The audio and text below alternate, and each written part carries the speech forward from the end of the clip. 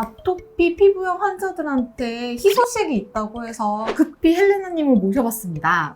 중증 아토피 피부염 환자들에게 굉장히 좋은 치료제를 싼값에 쓸 수 있는 길이 열렸다고 하더라고요. 어떻게 된 건가요? 산정특례라는 희귀 난치성 질환의 산정특례라는 게 1월 1일부로 적용이 되기 시작했었어요. 중증 아토피 치료가 참 어려워요. 우리 여기 조금만 모기 물려도 너무 가렵잖아요. 이게 전신에 있다고 생각을 하면 너무너무 힘들겠죠. 그렇죠. 정말 정상 생활이 불가능한 그런 분들을 저희가 중증 아토피 피부염이라고 얘기를 해요. 중증도를 평가하는 이지라는 평가 방법이 있는데 거기 기준에 의하면 23 이상이 돼야 돼요. 그 얘기는 붉은 거, 부종, 긁어서 진물이 나는 거, 태전화로 딱딱해진 5가지를 각각 3점으로 줘요.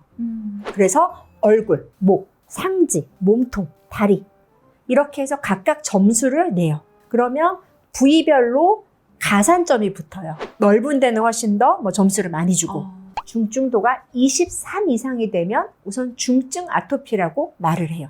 그러면 여기서 기존의 그런 아토피 피부염 환자들 같은 경우에는 처음에는 어떻게 치료를 하나요? 처음에는 우선은 바르는 약 위주로 가요. 바르는 약 그리고 안 가렵게 하는 항히스타민제를 먹어요.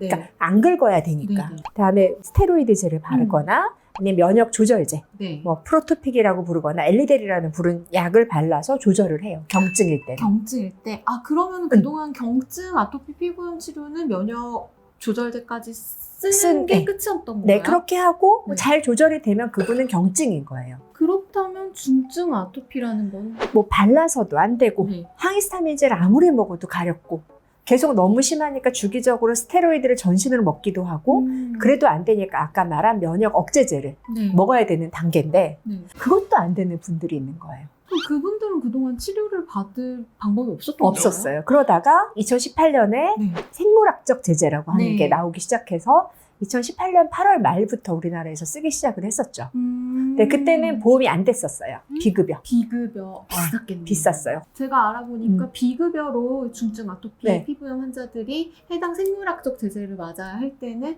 연간 2,500만 원 정도 소요가 됐다고 그랬죠. 하더라고요. 그럼에도 불구하고 아토피는 경증 질환이었어요. 그 아토피라고 했을 때는 중증이라는 게 아예 없었어요, 표현이. 나라에서는 이거는 그냥 어린애들 조금 빨갛고 많은 거지라고 생각을 했는데 점점 이 중증 아토피라는 개념들이 들어오기 시작한 거죠.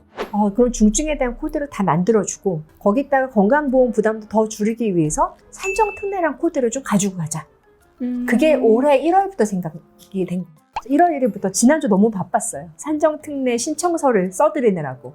그건 의사가 써야지만 그게 올라갈 수 있고요. 네. 그럼 보험공단에서 그 비용을 지불해도 된다라는 인정을 해주기 때문에 그런 네. 시간이었어요. 산정특례를 받을 경우에는 본인 부담금을 10%만 네. 내면 돼서 연간 한 200만 원 정도 수준만 내면 그 생물학적 제재를 맞을 수 있다라고 들었습니다. 네. 근데 해당 약이 그렇게 받을 수 있었던 건 뭔가 효과가 좋았기 때문이지 않을까 싶은데요. 네. 임상 결과들이 되게 좋았었고요. 실제 쓰는 과정에서도 가능하면 얘를 쓰는 게 좋지 않을까. 왜냐면 매일매일 뭘 한다는 게 그렇게 쉬운 일들은 아니거든요. 근데 얘는 2주에 한 번 와서 주사 맞고 잘 지내시는 분들이 많아서 긍정적으로 보고 있는 약 중에 하나입니다. 지금 그 치료제를 사용하면 아토피 환자들이 좀 드라마틱하게 좋아지나요? 우선 덜 가렵대요. 그러니까 저는 그 소리가 너무 행복해요. 안 가려워요. 덜 가려워요. 환자들이 너무 긁는 것만 봐도 안쓰러운데 이젠 괜찮아요. 특히 청소년은 이제 아직은 보험이 안 됐지만 그 친구들은 밤에 잠을 잔대요. 논문이 있었어요. 1년에 5kg가 찐대요, 살이. 두피젠트를 맞으면. 잠을 푹 자고 네, 그래서 살리지가 높아지니까. 특히 청소년은 이제 아직은 보험이 안 됐지만 근데 왜 소아는 이게 보험 적용이 안 돼요? 우선은 아토피 있는 아이도 진짜 많잖아요. 아직은 임상이 완전히 끝난 정도는 아니고요.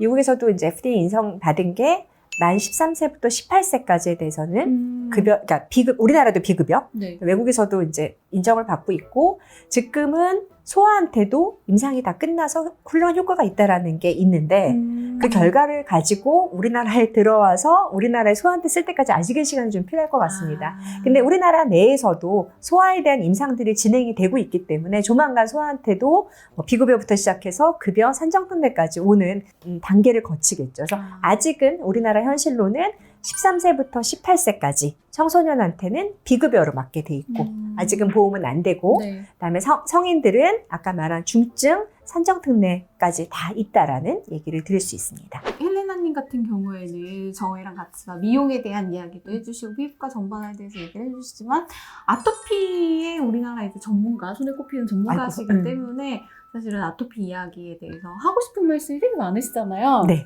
조만간 저희 아토피 치료 관련해서도 조금 시리즈로 만들어 볼까 네, 그러시죠. 생각하고 네. 있습니다. 네, 네. 그 제일 좋아하는 시간이에요. 어떻게 보면 저 미용 얘기도 하고 레이저 얘기도 하고 필러 얘기하는 것도 되게 좋아하지만 가장 애정하는 질환이 아토피 피부염이고 저는 언제건 아토피 피부염은 정말 하루 종일이 아니라 일주일 내내 얘기했으면 정말 좋을 그런 주제입니다.